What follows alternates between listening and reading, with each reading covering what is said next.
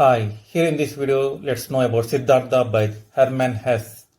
Siddhartha is a 1922 novel by Hermann Hesse that deals with the spiritual journey of self-discovery of a man named Siddhartha during the time of Gautama Buddha. Let's know the detailed summary and the analysis of Siddhartha by Hermann Hesse. Siddhartha is a 1922 novel by Hermann Hesse that deals with the spiritual journey of self-discovery of a man named Siddhartha during the time of the Gautama Buddha. The book, Hesse's ninth novel, was written in German, in a simple, lyrical style. It was published in the US in 1951 and became influential during the 1960s. Hesse dedicated the first part of it to Roman Roland and the second part to Wilhelm Gundert, his cousin.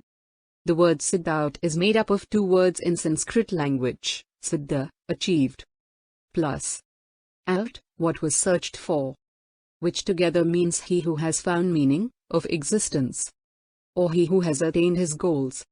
In fact, the Buddha's own name, before his renunciation, was Siddhartha Gautama, Prince of Kapilavastu. In this book, the Buddha is referred to as Gautama. Plot summary. The story takes place in the ancient kingdom of Kapilavastu, which is traced to either modern India or modern Nepal. Siddhartha decides to leave his home in the hope of gaining spiritual illumination by becoming an ascetic wandering beggar of the Samna.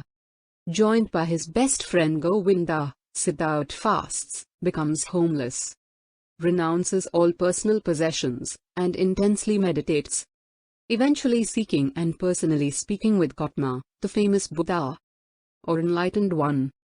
Afterward, both Siddhartha and Govinda acknowledge the elegance of the Buddha's teachings. Although Govinda hastily joins the Buddha's order, Siddhartha does not follow, claiming that the Buddha's philosophy, though supremely wise, does not account for the necessarily distinct experiences of each person. He argues that the individual seeks an absolutely unique, personal meaning that cannot be presented to him by a teacher. He thus resolves to carry on his quest alone. Siddhartha crosses a river and the generous ferryman, whom Siddhartha is unable to pay, merrily predicts that Siddhartha will return to the river later to compensate him in some way. Venturing onward towards city life, Siddhartha discovers Kamala, the most beautiful woman he has yet seen. Kamala, a courtesan, notes Siddhartha's handsome appearance and fast wit, telling him that he must become wealthy to win her affections so that she may teach him the art of love. Although Siddhartha despised materialistic pursuits as a Samnar, he agrees now to Kamala's suggestions. She directs him to the employ of Kamaswami, a local businessman, and insists that he have Kamaswami treat him as an equal rather than an underling. Siddhartha easily succeeds, providing a voice of patience and tranquility, which Siddhartha learned from his days as an ascetic, against Kamaswami's fits of passion. Thus Siddhartha becomes a rich man and Kamala's lover. Though in his middle years he realizes that the luxurious lifestyle he has chosen is merely a game that lacks spiritual fulfillment. Leaving the fast-paced bustle of the city, Siddhartha returns to the river fed up with life and disillusioned, contemplating suicide before falling into a meditative sleep, and is saved only by an internal experience of the holy word, Om.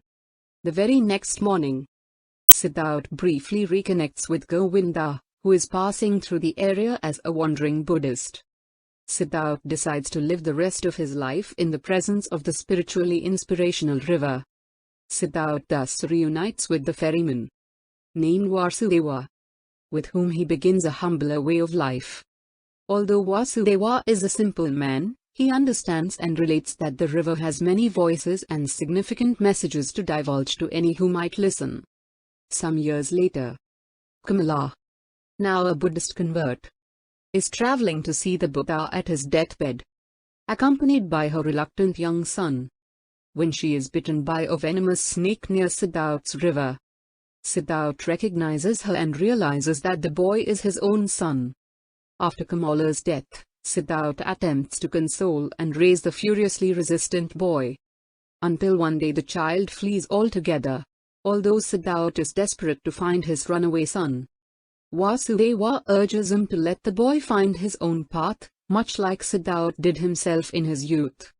Listening to the river with Vasudeva, Siddhartha realizes that time is an illusion and that all of his feelings and experiences, even those of suffering, are part of a great and ultimately jubilant fellowship of all things connected in the cyclical unity of nature. After Siddhartha's moment of illumination, Vasudeva claims that his work is done and he must depart into the woods, leaving Siddhartha peacefully fulfilled and alone once more. Toward the end of his life, Govinda hears about an enlightened ferryman and travels to Siddhartha, not initially recognizing him as his old childhood friend.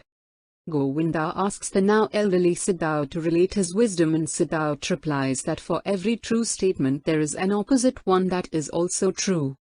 That language and the confines of time lead people to adhere to one fixed belief that does not account for the fullness of the truth, because nature works in a self-sustaining cycle. Every entity carries in it the potential for its opposite, and so the world must always be considered complete.